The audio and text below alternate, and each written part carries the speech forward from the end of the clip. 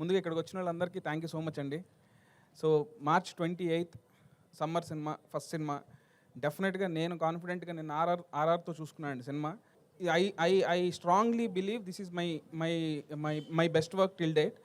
So ఒక cinema success అవ్వడానికి చాలామంది కారణం ఉంటారండి.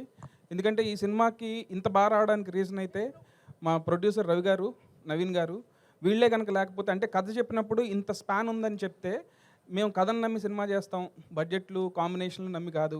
సో నీకు కథ నచ్చింది మాకు, సో నీకు ఎంత స్పాన్ ఉన్నా ఓకే అని ఇప్పటి వరకు నో క్వశ్చన్స్ ఆస్క్డ్ అండి. So thank you so much Ravi sir and Naveen గారు. సో మీరు లేకపోతే మాత్రం సినిమా ఇంత బాగా వచ్చేది కాదు, నేను ఇంత కాన్ఫిడెంట్గా ఉండేవాడిని కాదు సార్. అండ్ ఈ సినిమాకి నాకు ఫస్ట్ నుంచి బ్యాక్ బోన్ ఎవరంటే నితిన్ అన్న.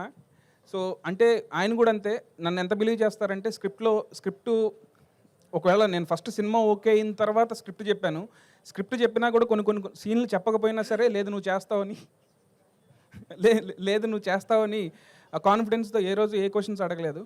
అండ్ నాకు లాస్ట్ మినిట్లో ఒక ఈ సినిమాలో హీరోయిన్ చేంజ్ అన్నప్పుడు కూడా, చేంజ్ అయిన సిచ్యువేషన్ వచ్చినప్పుడు కూడా నేను లీలాని అప్రోచ్ అవ్వగానే తన విని అసలు బ్లైండ్గా ఈ సినిమా చేస్తున్న వెంకి, డెఫినెట్గా నాకు ఈ సినిమా కథ నచ్చింది and I love your direction అని చెప్పి సినిమా ఓకే చేసినందుకు Leela thank you so much Leela.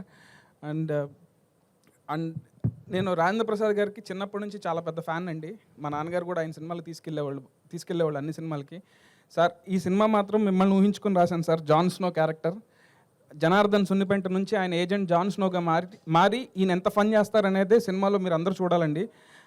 And ఒకటి మాత్రం కాన్ఫిడెంట్గా చెప్తున్నాను అండి, ఈ సినిమా సక్సెస్ అయితే నా టీమ్ ఆఫ్ టెక్నీషియన్స్, నా టీమ్ ఆఫ్ ఆర్టిస్టులు అందరూ పార్ట్ అండి.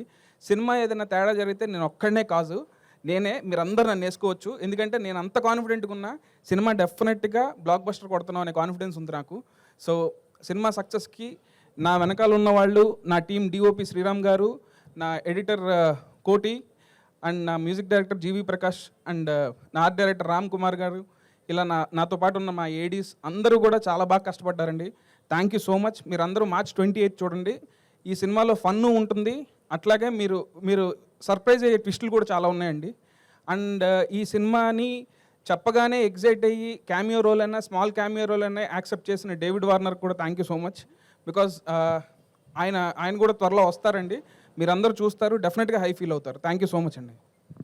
సో ఇలా సర్ప్రైజెస్ ఎన్నో ఉన్నాయన్నమాట. సారీ అండి, ఇందాక మా మ్యూజిక్ డైరెక్టర్ జీవి గారి గురించి మర్చిపోయా. బ్రహ్మాండమైన సాంగ్స్ ఇచ్చారండి, ఆర్ఆర్ కూడా చాలా బాగా చేశారు. అలాగే ఆయన చాలా బిజీగా ఉండి రాలేకపోయారు ఇవాళ. అలాగే తమిళ్లో మా సినిమా అజిత్ గారిది గుడ్ బ్యాడ్ అగ్లీ కూడా ఆయన మ్యూజిక్ డైరెక్టరు, ఎక్స్ట్రాడినరీ సౌండ్స్ ఇచ్చారు. అలాగే ఫస్ట్ దానికన్నా ముందర రిలీజ్ అయ్యే రాబిన్హుడ్కి ఆయనకి ఇంకా చాలా పెద్ద పేరు వస్తుందని ఆశిస్తున్నాం. మాకు జీవి చేసిన అదొక సెంటిమెంట్గా అయ్యే ఛాన్స్ ఉంది. ఇప్పుడు రాబిన్హుడ్ చాలా బాగా వచ్చింది, గుడ్ బ్యాడ్ అగ్లీ అంతా. సార్ జీవి గారు thank you very much sir. Thank you Ravi గారు, థ్యాంక్ యూ వెంకీ గారు. అండ్ ఆ అమ్మాయి పేరు శ్రీలీల. ఎప్పుడైతే ఇండస్ట్రీలో అడుగు పెట్టారో అబ్బాయిల గుండెల్లో ప్రేమ గోల. ఇప్పుడే ఉండే అక్కడ ఖాళీగా ఉన్నాను కదా అని, సో ఆలస్యం చేయకుండా నేను సో శ్రీలీల గారు మాట్లాడతారు.